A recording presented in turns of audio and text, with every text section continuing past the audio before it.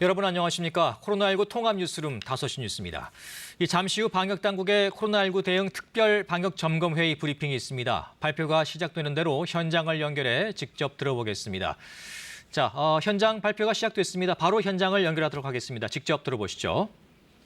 2주 확대하여 6월 3주부터 9월 셋째 주까지 분산하여 사용토록 권고합니다. 또한 특정 기간의 휴가 사용 비율이 13%를 넘지 않도록 요청할 예정입니다. 휴가 기간을 분산하는 우수 기업에 대해서는 포상, 클린 사업 선정 시 가점 부여 등 인센티브가 제공될 예정입니다. 문체부는 전국 주요 관광지와 휴양지의 혼잡도를 5단계로 예측한 결과를 안내하고 있습니다. 해당 관광지에 혼잡도가 높을 경우 주변에 대한관광지도 추천받으실 수 있습니다. 가족 여행에 적합한 야외 중심의 안심 여행지도 계절별로 25곳 총 100곳을 추천하여 안내합니다. 이러한 여행 정보는 한국관광공사의 대한민국 구석구석 누리집을 통해 제공됩니다. 국민 여러분의 많은 이용을 부탁드립니다. 또한 문체부는 걷기, 여행길, 숲, 치유 등 가족과 함께 가실 수 있는 분산형 관광자원, 웰니스 관광지도 집중적으로 안내해드릴 예정입니다. 둘째, 주요 관광지에서 각각의 특성에 맞는 방역 수칙을 마련하겠습니다. 기존의 13개 해수욕장에서 시행한 해수욕장 사전 예약제는 50개 해수욕장으로 확대 시행합니다. 전국의 모든 해수욕장의 혼잡도를 신호등으로 표시하여 안내하고 이용객 밀집 해수욕장의 백사장 구획 준수, 파라솔 간격 유지 등으로 밀집도도 완화합니다. 워터파크 등 놀이시설은 탈의실 등의 사용 인원을 일정 수로 제한하고 방역관리자를 통해 방역수칙 준수 여부를 지속 관리하겠습니다. 숙박시설의 예약 인원은 4인까지 제한하고 집계 가져올 경우 8인까지 예약할 수 있습니다. 셋째, 휴가 중에 코로나19 의심 증상이 있을 때 신속하게 진단검사를 받을 수 있도록 합니다. 국민 여러분들께서 쉽게 검사를 받으시도록 선별진료소와 임실선별검사소의 운영시간과 위치 등의 안내를 강화하겠습니다. 관광지와 휴가지에도 임시 또는 이동형 선별진료소를 추가로 설치하여 운영합니다. 주변의 약국과 편의점 등에서는 자가검사 키트를 갖추도록 할 예정입니다. 넷째, 휴가지와 다중이용시설에 대한 특별 현장점검도 시행합니다. 중앙부처가 직접 소관시설의 방역을 책임지도록 합동점검단과 시설별 정관 책임제를 지속 운영합니다. 방역수칙 위반은 무관용 원칙에 따라 전국적으로 적극적으로 조치하겠습니다. 다섯째, 대응 인력과 취약계층 보호도 강화하겠습니다. 선별진료소 등의 여름철 근무를 지원하기 위해 냉방기와 휴식 공간을 점검하고 개인 보호구를 지원합니다. 또한 휴식 시간 등 근무 조건이 잘 지켜질 수 있도록 관리를 강화하겠습니다. 취약계층을 무더위로부터 보호하기 위해 야외 무더위 쉼터 8,000개소를 확대 운영하겠습니다. 정부는 국민 여러분들께서 안전하고 편안한 여름을 보내실 수 있도록 최선을 다하겠습니다. 오늘 발표의 자세한 내용은 보도자료를 참고해 주시기 바랍니다. 다음으로 국산 백신 개발 현황에 대해서 보고드리겠습니다. 현재 임상시험을 진행하고 있는 국내 기업의 백신은 이르면 7월부터 임상 3상에 진입하는 것을 목표로 진행하고 있습니다. 정부는 국산 백신이 신속하게 개발될 수 있도록 범정부 차원의 지원을 확대하겠습니다. 신속한 임상 3상을 진행하기 위해 국가지정 중앙임상시험 심사위원회를 6월 초부터 6월부터 조기에 가동하겠습니다. 임상 3상의 R&D 예산도 추가로 확보하여 기업 지원을 늘릴 계획입니다. 국내 개발 기업은 대부분 이미 개발된 백신과 효능을 분석하는 방식인 비교 임상으로 임상 3상을 진행할 계획입니다. 이를 위해 정부는 지난 5월 말 가이드라인을 마련하여 배포한 바가 있습니다. 이와 더불어 표준물질 확보 등 비교 임상을 준비는 상반기에 마무리하겠습니다. 임상 1상, 2상을 위해 가짜약을 투약하는 유약군에도 임상 시험이 종료된 이후 우선적으로 접종을 시행하여 참가자들이 안심하고 참여할 수 있도록 하겠습니다. 또한 연구원 등 관련자들의 해외 출장이 빈번하므로 우선적으로 예방접종을 시행하도록 하겠습니다. 정부는 국산 백신이 개발이 완료될 때까지 끝까지 지원하겠습니다. 국산 백신이 조속히 개발되기 위해서는 임상시험 참여자 확보가 무엇보다 중요합니다. 우리나라가 하루빨리 국산 백신으로 코로나19를 극복할 수 있도록 국민 여러분들의 적극적인 참여와 관심을 부탁드립니다.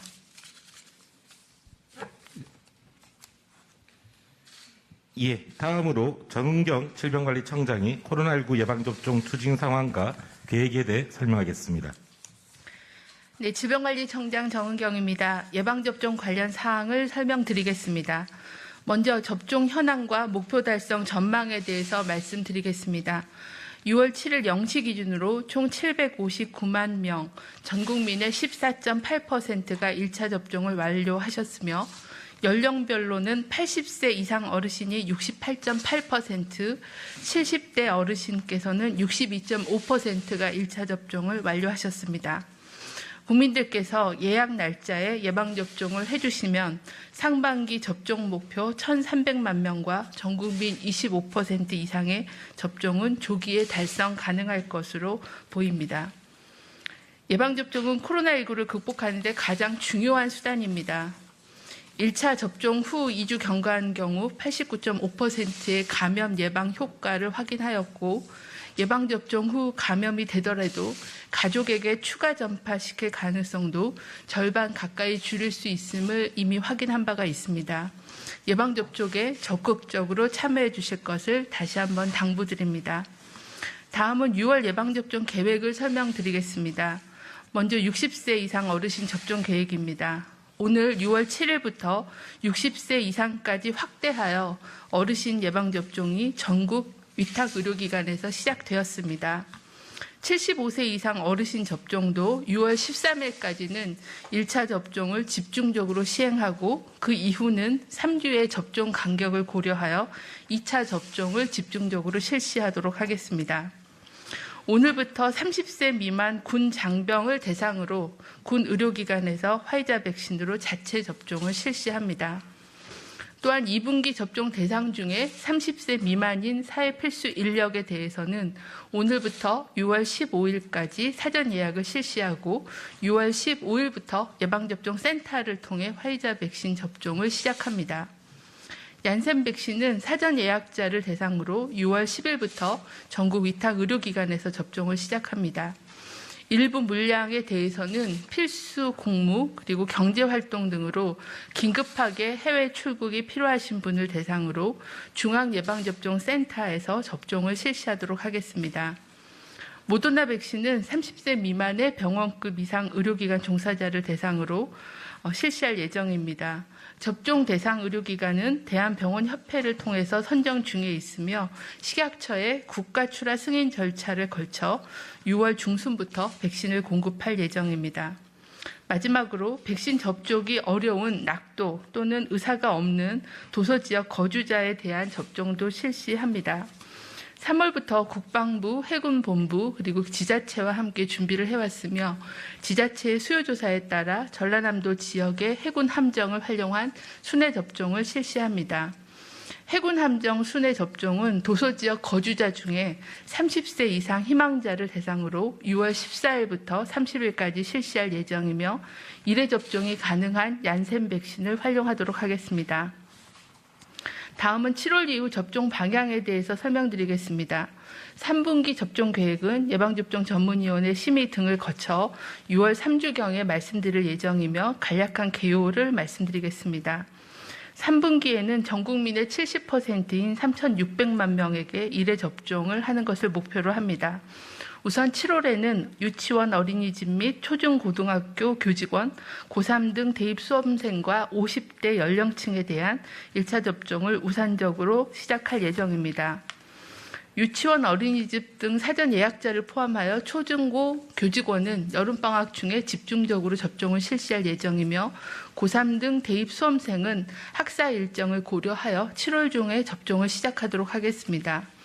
정부는 6월 중 고령층의 1,300만 명 이상 접종을 통해 고위험군 접종을 집중 실시하고 7월부터는 50대 및 그 이하 연령층에 대한 접종을 신속하고 안전하게 실시할 수 있도록 총력을 다하겠습니다. 국민 여러분들께서도 접종 순서가 오면 몸 상태가 건강한 날 적극적으로 예방접종에 참여해 주시기를 요청을 드립니다. 코로나19는 여전히 현재 진행 중입니다. 지역사회에 잠재해 있는 무증상, 경증, 감염원 전파 위험과 변이 바이러스 확산 위험은 항상 우리 주위에 존재하고 있습니다. 현재 전 국민 14.8%의 1차 예방접종률은 고령층의 감염 예방을 할 수 있지만 전체 유행을 차단할 정도로는 충분하지는 않습니다. 적어도 전 국민 70%가 1차 접종을 완료하는 9월까지는 방역 수칙을 철저히 지켜 코로나 유행을 통제하여야 합니다. 실내 마스크 착용, 환기, 의심 증상 시 검사받기 등 생활 방역 수칙을 철저히 지키는 것이야말로 또 하나의 중요한 백신임을 기억해 주시기를 바랍니다. 감사합니다. 네, 방역당국의 특별방역점검회의 관련 브리핑이었습니다. 신민혜 의학전문기자와 함께 관련 내용 다시 한번 정리해 보겠습니다. 네, 신 기자. 먼저 이 코로나19 시대에 편안하고 안전한 여름 휴가를 위한 대책이 발표 내용에 담겼습니다. 네, 그렇습니다. 크게 일단 앞서 브리핑에서 한 5가지 주제에 대한 발표가 있었는데요. 예. 먼저 처음으로 이 코로나19 상황에서 이제 곧 맞게 될 여름 휴가를 편안하고 또 안전하게 보내기 위해서 일단 공공기관에서는요, 이 휴가 인구의 분산을 위해서 학예 휴가 기간을 2주간 앞당기고 또 휴가를 가능하면 2회 이상으로 분산 사용할 것을 권고했습니다. 또 일반 기업도요, 이 여름 휴가를 분산을 잘한 우수 기업에게는 인센티브를 제공하겠다고 말했습니다. 또 장소의 분산을 위해서도요, 빅데이터 기반으로 전국 주요 관광지와 또 휴양지별로 혼잡도를 5단계로 예측해서 안내할 예정이라고 밝혔습니다. 네. 그리고 이제 코로나19 예방 접종 추진 상황 또 앞으로의 계획에 대한 내용도 좀 브리핑에 설명이 됐어요. 네, 백신 접종이 순조롭게 진행이 돼서 6월 말이 되면 이제 고령층 중심으로 이 상반기 접종 목표였던 1,300만 명의 이 조기 달성이 가능할 것으로 전망을 했습니다. 최대 1,400만 명의 인구의 백신 접종도 완료가 가능할 것으로 내다봤는데요. 또 백신 접종이 순조롭게 이루어지고 있고 또 효과도 60세 이상에서 90%에 달하는 만큼 높은 걸로 지금 연구 결과들이 나오고 있다고 밝혔습니다. 또 더불어서 3분기 백신 접종 계획의 지원 방안도 밝혔는데요. 7월부터는 유치원과 어린이집, 그리고 초등학교, 중학교, 고등학교 교직원들, 그리고 고3 수험생들과요, 또 50대와 그 이하 연령층의 접종이 시작될 거라고 밝혔습니다. 전 국민의 70%인 3,600만 명에게 1회 이상 접종하는 것이 목표라고 밝혔습니다. 자세한 3분기 접종 계획은 이 예방접종전문위원회의 심의를 거쳐서 6월 3주경 발표할 예정이라고 밝혔습니다. 또 이 백신 접종을 지원하기 위해서요, 네. 현재 있는 예방접종 센터를 16곳을 더 추가로 설치를 할 예정이고요. 예. 또 코로나19에 대응하는 지방 공무원들을 추가로 선별하고 조기 배치하겠다고 밝혔습니다. 네, 여기까지 듣도록 하겠습니다. 신민혜 기자 수고 많으셨습니다. 네, 코로나19 신규 확진자는 485명을 기록했습니다. 앞서 전해드렸듯이 백신 1차 접종자가 759만 명을 넘어선 가운데 오늘부터 60대 초반 고령자와 30세 미만 군 장병에 대한 예방접종이 시작됐습니다. 김기화 기자의 보도입니다. 60세에서 64세 사이 고령자들에 대한 백신 접종이 시작됐습니다. 제공되는 백신은 아스트라제네카. 해당 연령대 395만여 명 가운데 78.8%가 사전 예약을 마쳤습니다. 고령자 중에 미처 접종 신청을 하지 못했다면 잔여 백신을 맞을 수 있습니다. 병원에 직접 방문하거나 전화를 해 대기 명단에 이름을 올리면 됩니다. 30세 미만 군 장병도 오늘부터 접종을 받습니다. 약 35만여 명이 화이자 백신을 맞을 예정입니다. 30세 미만의 경찰과 소방 등 사회 필수 인력, 그리고 취약시설 종사자들은 15일부터 화이자 백신을 접종받습니다. 예약 신청은 오늘부터 온라인으로 진행됩니다.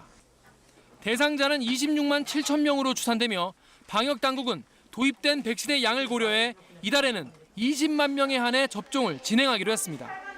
초과 수요가 확인되면 다음 달 중에 접종을 실시합니다.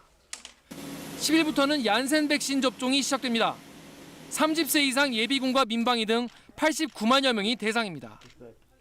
오늘 0시 기준으로 코로나19 신규 확진자는 국내 발생 454명, 해외 유입 31명으로 모두 485명입니다. 백신 1차 접종은 지금까지 759만 8천여 명이 맞춰 전체 인구 대비 14.8%를 기록했습니다. KBS 뉴스 김기아입니다. 국민권익위원회가 더불어민주당 소속 국회의원과 그 가족에 대한 부동산 거래 전수조사 결과를 조금 전 발표했습니다. 자세한 소식 취재기자 연결해 알아봅니다. 이철호 기자, 투기 의혹이 파악된 게 10명이 넘는다면서요. 네, 국민권익위원회는 민주당 국회의원 174명과 그 배우자, 직계 좀비속 등 모두 816명에 대한 부동산 거래 전수조사 결과 국회의원 등 12명에게서 16건의 투기 의혹이 파악됐다고 밝혔습니다. 16건의 투기 의혹 중 국회의원이 직접 해당된 경우는 6건, 나머지 10건은 배우자 등 가족의 투기 의혹이었습니다. 유형별로 보면 부동산 명의 신탁과 농지법 위반이 각각 6건으로 가장 많았습니다.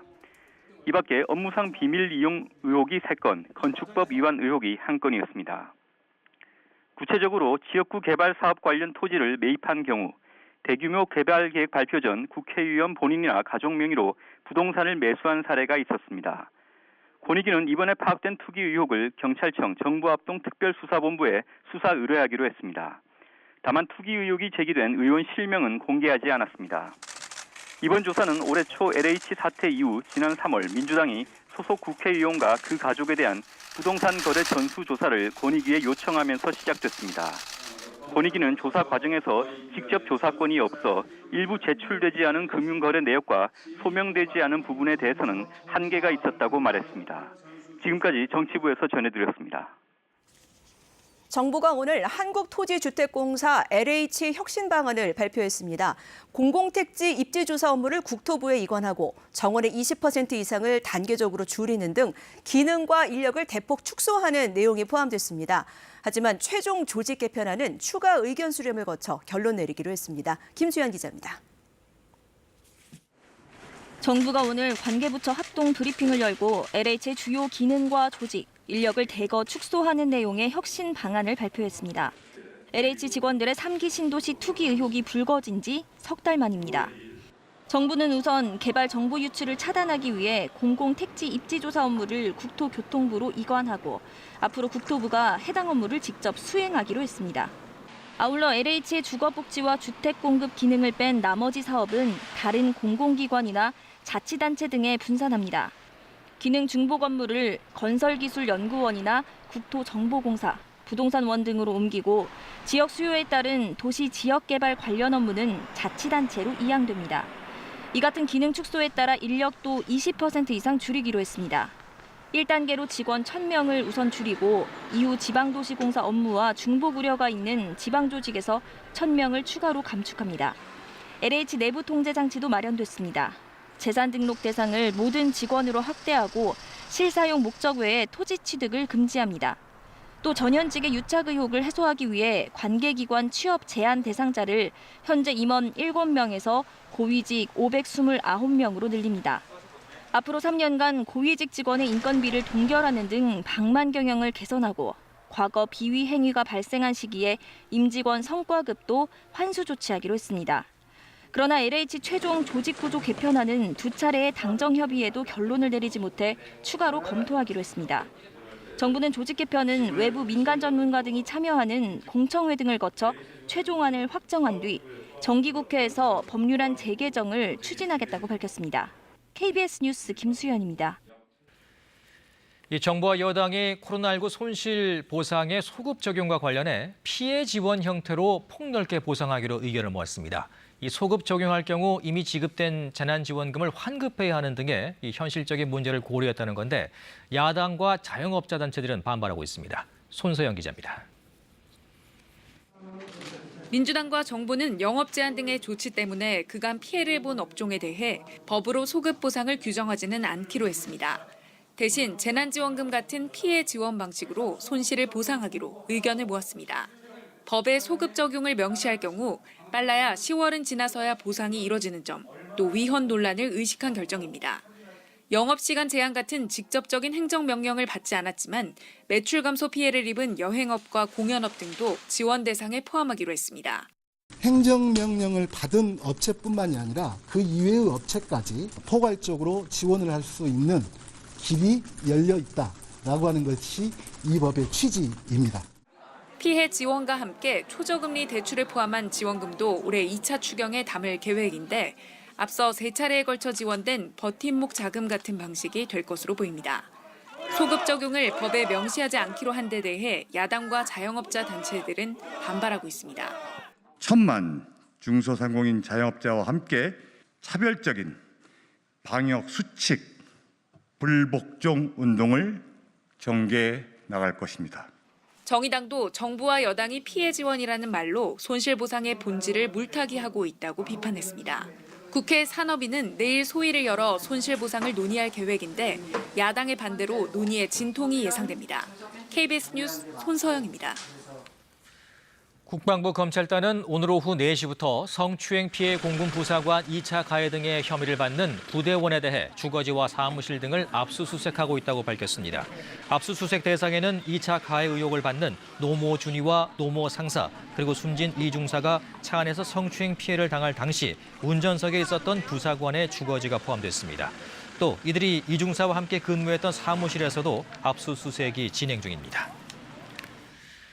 문재인 대통령은 성추행 피해 공군 부사관 사망 사건과 관련해 민간위원이 참여하는 병영문화 개선 기구를 설치하라고 지시했습니다. 박경미 청와대 대변인은 오늘 브리핑을 통해 문재인 대통령이 이번 사안을 근본적인 병영문화 개선의 계기로 삼아야 한다면서 특히 병영문화 개선 기구에 민간위원도 참여할 수 있도록 하라고 강조했다고 전했습니다. 일제 강제동원 피해자 등이 일본 기업들을 상대로 낸 최대 규모의 손해배상 소송에서 1심 법원이 각하 결정을 내렸습니다. 서울중앙지법 민사합의 34부는 오늘 강제동원 피해자와 유족 85명이 일본 제철 등 일본 기업 16곳을 상대로 낸 손해배상 청구 소송에서 원고들의 청구를 각하했습니다. 재판부는 강제동원 피해자들의 손해배상 청구권이 법률 지위에 있는 과거 한일 청구권 협정의 적용 대상에 포함돼 소송으로 청구할 수 없다고 밝혔습니다. 이번 판결은 지난 2018년 10월 대법원 전원합의체가 강제동원 피해자 4명이 일본 제철을 상대로 낸 손해배상 청구 소송에서 원고 승소를 확정한 판결과 배치되는 것인데 이번 소송을 제기한 강제동원 피해자 측은 오늘 판결이 기존 대법원 법리에 배치된다며 즉각 항소하겠다는 뜻을 밝혔습니다. 이용섭 광주광역시장 전현직 비서의 비위 의혹을 수사 중인 검찰이 오늘 광주광역시청을 전격 압수수색했습니다. 경찰은 비서진이 금품을 받고 지역축제 대행사 선정 과정에 관여했는지 여부를 살펴보고 있습니다. 손준수 기자입니다. 지역축제를 주관하는 광주광역시 담당 부서입니다. 경찰 수사관이 상자에 서류를 담고 컴퓨터를 압수합니다. 경찰이 압수수색한 광주광역시청 사무실은 모두 4곳. 지역축제 대행업체 선정 과정에 이용석 광주시장의 전현직 비서진이 개입했는지 여부를 조사하기 위해서입니다. 축제 관련해가지고 압수수색하신 것 같은데 그거 맞나요? 앞서 경찰은 이 시장의 전 운전기사 A씨가 2018년 지방선거 이후 행사 대행업체 관계자로부터 차량을 제공받았다는 투서를 접수했습니다. 수사에 나선 경찰은 A씨를 청탁금지법 위반 혐의로 조사하는 과정에서 A씨가 업체로부터 500만 원을 건네받은 사실을 추가로 확인했습니다.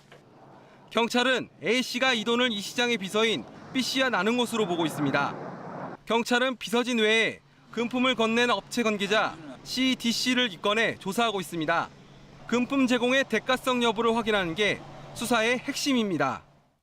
광주시는 압수수색과 관련해 시민 여러분들께 심려를 끼쳐 죄송하다며 수사 진행 상황을 공유하고 신속 공정한 수사가 이루어지도록 적극 협조하겠다고 밝혔습니다. KBS 뉴스 손준수입니다. 이어서 오늘의 주식 시황을 KB증권에서 전해드립니다. KB증권입니다. 코스피가 3,250선을 돌파하며 한 달 만에 종가 기준 사상 최고치를 다시 썼습니다. 코스닥은 개인과 기관의 사자에도 외국인이 매도에 나서면서 이틀 연속 하락 마감했습니다. 오늘 코스피는 12.04포인트 상승한 3,252.12에 코스닥은 1.72포인트 내린 985.86에 마감됐습니다. 지난 주말 미국 증시는 경제 회복에 대한 기대감에 오름세로 장을 마쳤습니다. 코스피는 외국인의 매도 공세에도 기관과 개인이 매수에 나서며 상승 마감했습니다. 현대차그룹의 하반기 실적에 대한 기대감이 커지면서 기아가 좋은 흐름을 보였고 네이버가 자회사의 가치 확대 기대감에 나흘 만에 상승 마감했습니다. 두산중공업이 원전 사업 기대감에 4거래일 연속 급등하며 시총 13조 원을 돌파했고 구조조정 효과에 두산그룹주가 일제히 상승하며 두산인프라코어도 11%대 급등세를 보였습니다. 반면 포스코가 차익 실현 매물이 쏟아지며 2%대 약세로 마감했습니다. 오늘 원달러 환율은 3원 60전 내린 1112원 90전에 거래를 마쳤습니다. 지금까지 KB증권이었습니다. 요즘 날씨 좀 변덕스럽습니다. 충청과 남부지방에서는 오늘 30도 안팎의 더위가 이어졌는데요. 수도권 지역은 흐린 가운데 낮 동안 약하게 비가 지나기도 했습니다. 오늘 밤부터 내일 오전까지 서울과 인천, 경기 북부와 강원도에서는 1mm 안팎의 약한 비가 내리는 곳이 있겠습니다. 이후 경기 북부에서는 내일 오후에도 비가 살짝 지나겠습니다. 오늘 흐린 날씨가 이어지면서 기온이 오르지 못했던 서울에서도 내일은 기온이 높게 오르겠습니다. 오늘은 25도 아래에 머물렀지만 내일은 기온이 28도까지 오르겠고요. 광주와 대구는 33도까지 치솟겠습니다. 내일 아침까지 서해안 지역에서는 안개가 짙게 끼겠습니다. 가시거리가 짧아지겠습니다. 이후 중부와 전북에서는 구름 많은 날씨가 이어지겠고요. 그 밖의 지역에서는 전반적으로 맑은 하늘이 예상됩니다. 내일 아침 기온입니다. 서울, 청주 19도, 전주, 광주 역시 19도, 대구 20도 등으로 오늘보다 조금 높겠습니다. 낮 최고 기온 서울이 28도, 청주 30도, 광주와 대구 33도까지 치솟으면서 날이 많이 덥겠습니다. 바다의 물결은 전해상에서 1, 2m로 비교적 잔잔하게 일겠습니다. 연일 기온이 오르면서 대기가 불안정해져 모레 오후에 전북 북동부에는 소나기가 내리는 곳이 있겠습니다. 이후 목요일에는 남부지방에 비 예보가 나와 있습니다. 지금까지 기상정보였습니다. 코로나19 통합 뉴스룸은 7시 뉴스에서 이어집니다. 시청해주신 여러분 고맙습니다.